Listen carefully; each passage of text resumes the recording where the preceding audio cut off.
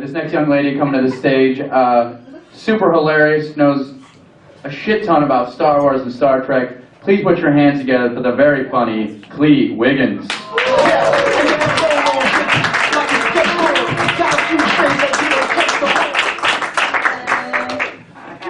Music intro. Hardest song of the night. Yeah. So let's get started. These lights are super bright. I've never been on this stage before, and I did not realize. I feel like that time I got arrested. I've been arrested before. I got a DUI like 8 years ago that I have not taken care of at all. It's hilarious. I love it. I love that I'm wanted in Orange County. If I drove a car, oh God, that's awesome. So I know that I'm wearing this Empire Strikes Back t-shirt. Everything I own is just t-shirts and jeans, and they're all like Star Wars and Star Trek related. So pathetic. I also and I wear this like leather. I know I kind of look like an aggressive lesbian is what I'm saying, a nerdy sort of aggressive lesbian. But I'm not. I'm not a lesbian. I almost could be, because I think it would be nice to to date somebody who wears the same size clothes as you and stuff, because I don't like to shop. That's like the one girly activity I hate, shopping. But I couldn't be a lesbian for 2 reasons. One, emotions. Women have them in abundance, and I don't like them. So that's why I watch sci-fi. Robots. Robots have no emotion. Data's goal is all wrong. But I like...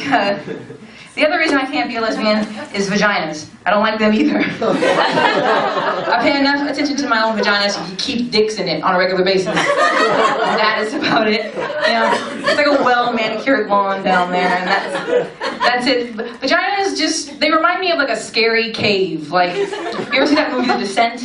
I mean, that's like a metaphor for lesbianism right there. 6 bitches go into a cave, and nothing but sadness and blood and unhappiness comes out. Yeah. That's it. Like, it's just terrible. That's they went into a vagina, and terrible things happen to them. Plus, like with vaginas, you don't really know what you're getting with vagina until you get all up in it, right? And I don't buy anything sight unseen. I might be a nerd, but I don't really shop on the internet. I want to be able to know what I'm getting. With a penis, you just, maybe you have to lift the balls, and then now you know what you're in for. And then you say, oh no, I'm sorry, but that's just not enough for me. Or, no, there is such thing as too big, and you are in possession of it. No, thank you. Drop my uterus like a bad transmission. It would be terrible. I keep it running like a car. Speaking of penises, I did bang a ginger in the recent past. Here's what happened. His roommate walked in on us, and he just goes, "You guys look like Neapolitan ice cream." And he left. We looked at him, oh yeah, we kind of do look like Neapolitan. No, it's ice cream. I actually don't like sweets. I don't really like sweets. The only time I ever really eat sweets of any kind, I hate chocolate, but my lady time, sometimes I crave it anyway. So I eat Nutella, and I discovered a thing a couple weeks ago where I take Honey Nut Cheerios, and I dip them one by one into a jar of Nutella with a pair of tweezers in it. It's not even a joke, it's an actual activity I did for 2 days straight. That was all I ate those days, which is a whole box of Cheerios and a whole jar of Nutella, one by one. It sounds pathetic, but it was actually awesome. It was actually like I had to stock up for my next period in a couple of weeks. And I gotta get a new jar of Nutella and another box of Cheerios. And a brand new pair of tweezers. Luckily, I live right around the corner from a CVS pharmacy. Oh my gosh. And the other thing about vaginas, the other thing that comes out of them is babies. And I'm not a fan of babies either. That's where I could be a lesbian, because no chance of babies with a lesbian. If you with a lady. It's too lady, you can't get in. But babies, I mean, they're, as individuals, they're cute, most of them. But some of them are jackasses. Like my cousin, she's got 2 kids, and I spent the summer with her. And her youngest kid at the time was like 18 months. And this little son of a bitch, or daughter of a bitch, because it was a bitch, would come to my room room at like 4 in the morning and take her diaper off after she'd been shitting in it all night and put it on my bed and then suddenly wake me up just enough so that I would roll over onto her shitty diaper and then run out of the room screaming, laughing like it was 4:30 in the morning. That's why I wish babies were made of like rubber or some sort of vinyl or bouncy rubbery material. Just up until they're like 3, you could just pump them whenever they do stupid shit like that. She would flip out of her crib like she was in prison break or something. Killing me right now. I had to watch them, the kids, a few times, and the kid. Fucking babies. They're alright. Like my brother has 3 kids. And his middle son, who I actually kind of like, he's also an asshole. But he's becoming like, he's older now, so like his asshole now, like it's cute because he's got the vocabulary to like just execute his like jerkiness. I was at my brother's house for Christmas, and my mom was there, and he got in trouble. My mom punished him, and he refused to go like be punished. So I walked him to my mom was like, walk him to his room, make sure he turns off all his shit, because he's got like an iPad and flat screen TV, a PSP, and she's 5 years old, and more stuff than I do. But, so I walked into his room, and he just stops for a second, and he looked back at my mom, and he goes, "Grandma got run over by a reindeer," and then kept walking. I guess the first time like a Christmas carol could be a threat to somebody. Like, I don't know, a bunch of reindeer that'll fuck you up, Grandma. Oh my God. Yeah, and it was hilarious. I had to stifle a laugh, like, you just threatened Zoe with reindeer violence. That's hilarious. That's a keeper. I'm writing that down. Oh God, what else was I going to talk about? So yeah, I do love Star Wars, and so when I was in high school, I used to give out a fake phone number to guys if I didn't want them, like if I didn't want to talk to them and I couldn't, because I hadn't honed my like bitchiness to like tell certain guys I didn't want to fuck with them to fuck off. So I used to get a fake phone number. My fake phone number used to be 386-3827, which if you're a true Star Wars nerd, will know that that is the number of the trash compactor that they get trapped in on Death Star when they go to rescue Princess Leia in A New Hope. And it totally worked all the time. Nobody ever questioned it. Because it totally sounds like a real phone number. It's not a 555 bullshit you hear on TV, which is such nonsense. 555.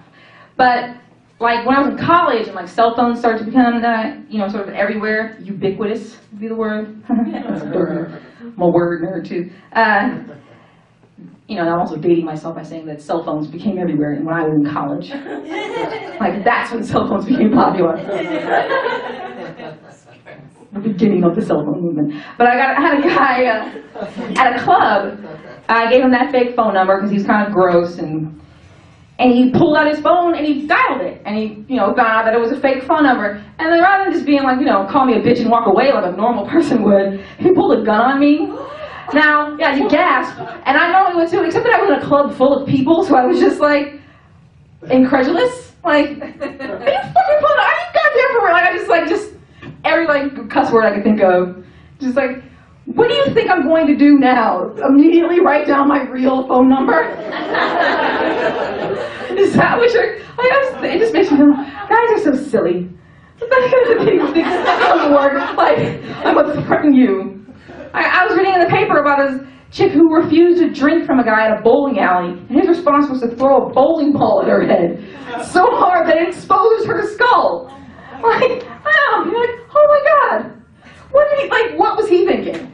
I wasn't going to give you my phone number, but now that I'm retarded, and you can match me.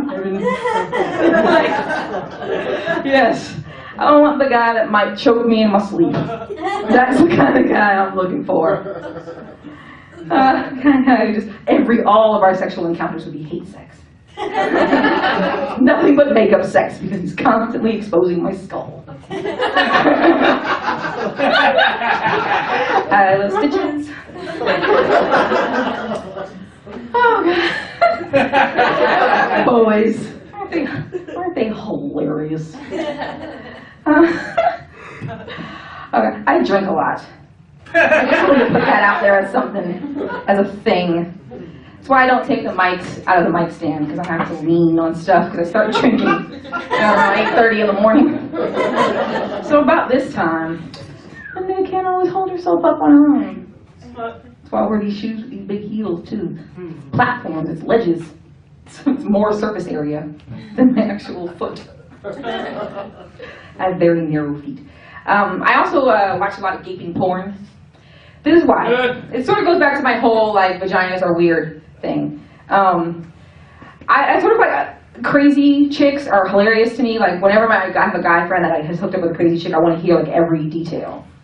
And gaping porn is sort of like the extension of that. And if you're not familiar with gaping porn, it's when like, I mean, there's like gay gaping porn where it's just a bunch of dudes fisting each other, whatever, gross. And then there's like, the chick fisting porn though, it's just a chick who's like, just widens her vagina more and more and more with like an ever-increasing selection of dildos and sizes until she gets to like those big novelty dildos that you might see when you go into a sex shop. And it's like, how crazy do you have to be to want your vagina to be as wide as your torso? Like, so, and that's a project that takes weeks, if not months, to accomplish, right? Because I mean, to get a baby out of there takes 9 months.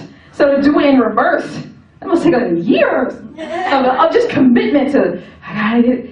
And so I watch it, and I just like, I watch it, like, I wish like that Fantastic Voyage was like a real thing. So just go into those bitches' brains and just like, what synapses are firing while you're thinking this is an excellent thing to be doing with yourself and your porn career. Like, you're so cuckoo. And I was watching this one, like gaping porn, and this one was sort of different because it was a guy and a girl. Like she didn't have this like a fucking array of penises available to her. It was just a chick and a dude. Like, and so it starts off like a normal porn where he's like fingering her and stuff, and then she eventually like talks him into getting his whole fist in there. So that was something he would be averse to anyway. I mean, they are porn stars after all. And then, but then she goes like, put your other hand in there. Right? Just creepy. But he wasn't double fisting her with me, oh god, but he was like this, like he was gonna dive down in her vagina. He's gonna do the triple lindy. Into her gaping maw. Right? So he's got both hands in there like that. And then she goes, now clap. Right? And he goes, I can't. She goes, see, I told you I had a tight pussy. Really, chick? That's your cutoff of the tightness of your vagina, of your pussy. He can't give you a round of applause inside of your vagina. He can't give it up for Cleveland inside your baby shoot. That's it. Really? Alright, if you say so. That's fine. Stupid, but it's fine. Oh gosh.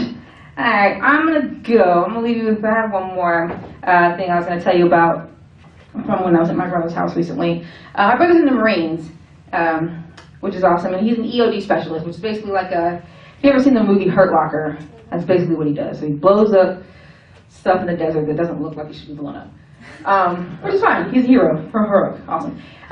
Moving on to the more important factor of that though, that a lot of the guys in his unit obviously then are missing limbs, like, mostly like a finger here or two, but there's a couple guys like missing an arm and stuff, and there's one guy who's missing both legs at the waist, right? Sounds very, very sad.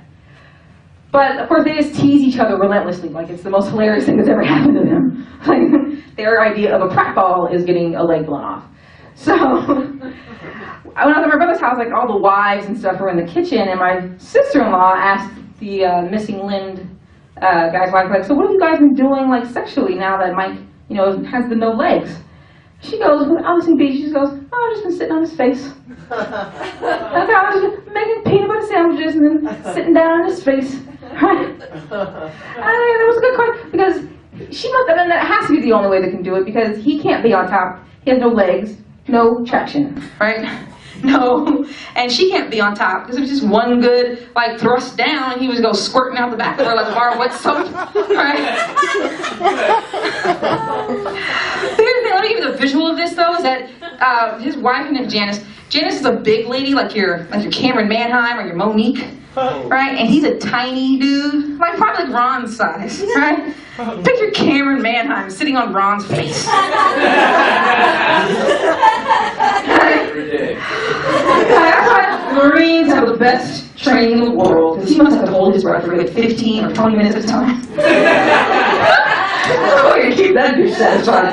Oh, just to work his way up there is a good 3.5 minutes. Nope. Didn't. Alright, I'm gonna go. Thank you very much. Thanks, Ron. Give it up for Klee.